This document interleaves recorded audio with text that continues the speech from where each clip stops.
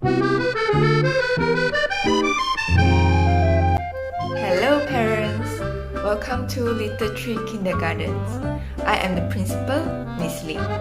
Today, me and my teammate, Miss Cole, Miss Sweta, Miss Chin, are going to tell you about the topic of parental involvement.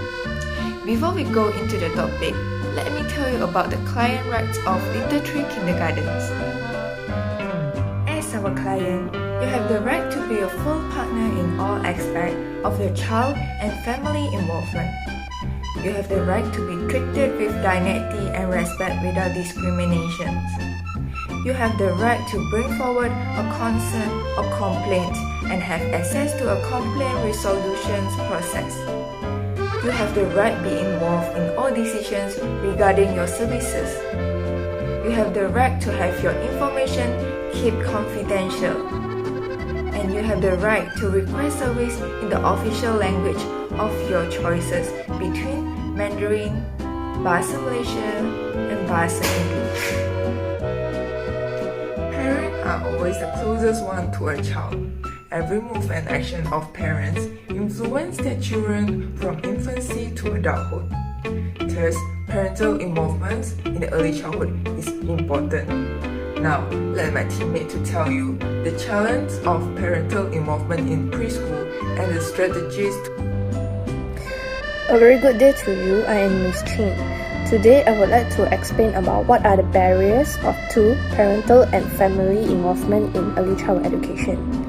There are many barriers to parental and family involvement in early child education. One of the most prominent barriers is parent education level. The education level of parents will vary by a large degree and it becomes more difficult at lower levels of education. Parents with low levels of education will have trouble understanding the importance of certain things like making their children finish their homework. It would also make teaching children at home more difficult. In addition, low socioeconomic status has a correlation with low education levels. This means that said parents may have to work long hours and that means less time with their children and less knowledge on how to guide them at home. It is common for factory workers to work in 12-hour shifts. This group of parents have significantly less resources to provide to their children, particularly when it comes to time and finances. Culture and language is another important barrier to consider. A language barrier will cause miscommunication and potentially misunderstandings between both parties. An example of a conflicting cultural practice would be the Chinese associating eating loudly with lack of manners, while their Japanese counterparts associate it with compliments to the chefs. Ironically, teaching staff can also compromise parental and family involvement in early child education. Usually, when teachers keep secrets from parents and indoctrination is involved, there is a more insidious motive at play. For example, there is the phenomenon mostly confined to the United States and other liberal Western democracies like the UK. There are multiple reports of teachers teaching their students about adult things and encouraging transgenderism in children. Said children's family will have to be left in the dark for the process to be successful. That is all from me. Thank you. Hi everyone, I am Miss Sweta and I'll be presenting on why educators are reluctant to allow parents to be involved in ECE program. So, firstly, some parents believe they are being kept in the dark. Educators face parents that believe that teachers are not telling them anything. With that, to gain a greater grasp of the teacher's expectation as well as the difficulty dynamics that may arise in the classroom, educators can get to know one another so that this issue can be resolved, such as a teacher's approach to discipline or a parent's dissatisfaction with the quantity of homework or any misunderstanding in the classroom that is happening to the child. So the second issue is parenting by helicopter. So some parents go too far in their involvement in the child's classroom. They spend so much time at school that they become a distraction for their child, as well as the child's classmates and their teachers. Teachers don't want to be in the embarrassing situation of reprimanding a student who is not following instruction because he wants to talk with his mother, and being overly involved can lead to you intervening too frequently in matters that your child should handle and try to handle themselves. Thirdly, the parents should not think themselves as teachers. Although the parents may have the best intention for their child in helping his or her education, parents should always keep in mind that they are not the teachers. They may be damaging the child's learning process unless the parents has teaching degree or an experience enough in the subject to teach it. Sometimes due to misunderstanding, parents give the child incorrect information, making it difficult for them to study the specific subjects. Fourthly, the child's social growth. Teachers are very reluctant to let parents into the ECE program due to the social growth of a child. Aside from actual studying, the social element and routine of school play is an important role in shaping a kid into the adult that they will become. Though parents clearly adore their children, but it is also critical for the child to spend time away from the parents because it can help them to learn how to develop independently and become their own person rather than a carbon copy of their parents. Next, time constraint.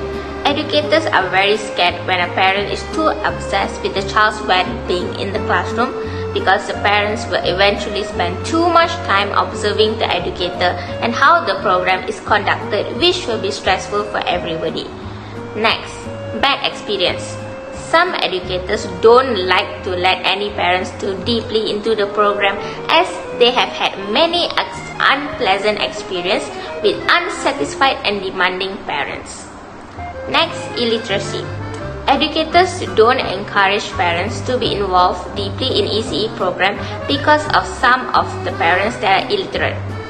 They lack confidence in speaking with teachers and they are unfamiliar with the school system. Then, continuing with the next point, lack of sensitivity from the school system. When the school is unconcerned about the parental involvement in education, most student parents are also unconcerned about this problem as well. It will cause the parents to think that they can just do anything they want and they just can demand anything they want from the educators towards the program. Moving on to the second last point. Some parents may not agree to the teacher's teaching method. If a parent is too involved, they might not agree with the way a teacher handles the class or their teaching method. This will cause the educator to be stressed out and not being able to conduct her class in her own comfort. Next, the final point. Educators and child will be very stressed when a parent is too involved in the program. It may lead them to intervening a lot. For example, parents intervening too often to deal with problems that a teacher and a child can handle it. The teachers will become more stressed as a result of the parents' comment and arguments. When this occurs, it will have an influence on the child, social and emotional. When the parents speak out in public about the program, which will embarrass the child and give other childs a negative impression of them. Hello everyone, I am Miss Kaur. I will explain strategy to overcome the potential barriers to teacher-family relationship. Here is the model for this. First, we must be flexible when scheduling meetings. We can try to involve parents occasionally at different times of the day or week. Of course, we can also offer the option of attending meeting by phone or video conference instead of in person. The meeting location does not need to be fixed. We can consider meeting in a mutually convenient public location like a library or a community center. Next, we need to build and maintain a welcoming and responsive school climate. We need to keep parents regularly informed about student progress, school requirements, and school events. All school staff is expected to be respectful and responsive to parents' questions and suggestions. We must use personal, genuine invitations, not simply fast mailing or email, to show parents that we do want and need their help and value their idea to help improve student achievement. In addition, we can allow parents to communicate in their language when we start the conversation. At parents-teacher conference, teachers can communicate in Malay with parents who are not proficient in English. We can translate printed material into English and another language when we hold some workshops for parents. For parents who feel intimidated by the school, we can plan programs and activities early in the school years. This program and activity allow parents and school staff to meet in social situations, such as back-to-school barbecues, game nights, or other events where participants can step outside of their roles as parents or teachers. Getting acquainted before problem arise lay the foundation for working together if problem develop later. It is also possible to identify the barriers to parental involvement in our school and develop a plan to overcome them now. Some parents believe they do not have the ability to help their children do better in school, so we need to offer reassurance and encouragement to parents. We could ask some parents we know are doing a great job helping their children in school to attend a meeting about parents' involvement with other parents. This is because parents